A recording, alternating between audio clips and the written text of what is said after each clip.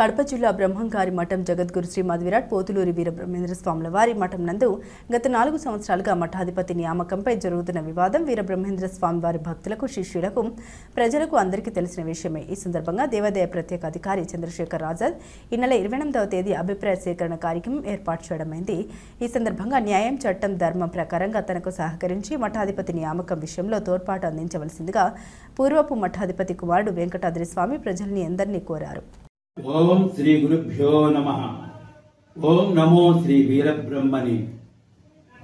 కడప జిల్లా కందిమల్లాయపల్లెలో భూత భవిష్యత్ వర్తమాన కాలజ్ఞాన సృష్టికర్త జగద్గురు శ్రీ మధ్విరాట్ పోతులూరి వీరబ్రహ్మేంద్ర స్వాముల వారి మఠం రాజయోగ గృహస్థ ధర్మం।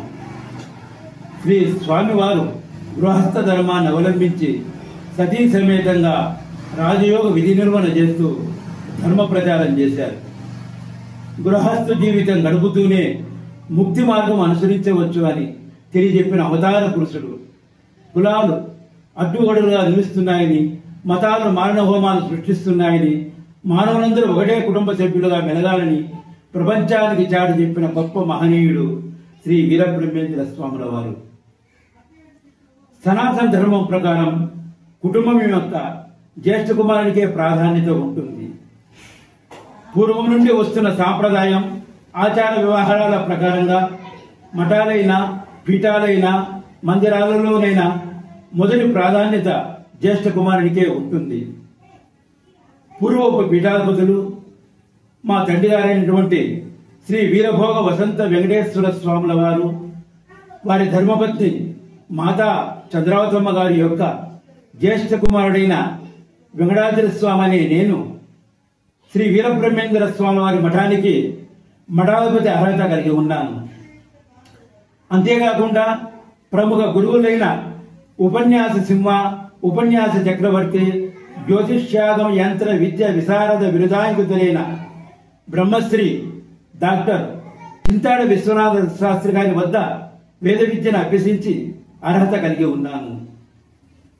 ఈ నెల 28వ తేదీన దేవాదాయ ధర్మాదాయ శాఖ ప్రత్యేక అధికారి శ్రీ చంద్రశేఖర్ ఆజాద్ గారి నేతృత్వంలో మఠాధిపతులు మరియు శ్రీ వీరబ్రహ్మేంద్ర స్వాముల వారి భక్తులు శిష్యులతో సమావేశం ఏర్పాటు చేసి వారి అభిప్రాయాలను సేకరించి ధార్మిక పరిషత్కు నివేదికను సమర్పిస్తారు। ఆ నివేదికను సమర్పించిన తర్వాత మఠాధిపతి నియామకం జరుగుతుంది।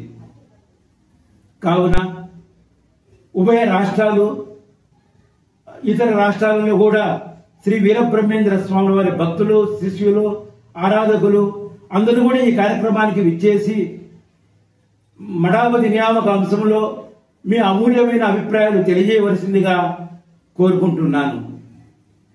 స్వస్తి ప్రజాభ్యః పరిపాలయంతాం న్యాయేన మార్గేణ మహీమహీషాః దేవ బ్రాహ్మణేభ్యః శుభమస్తు నిత్యం లోకా సమస్తా సుఖినో భవంతు। ఓం శాంతి శాంతి శాంతి।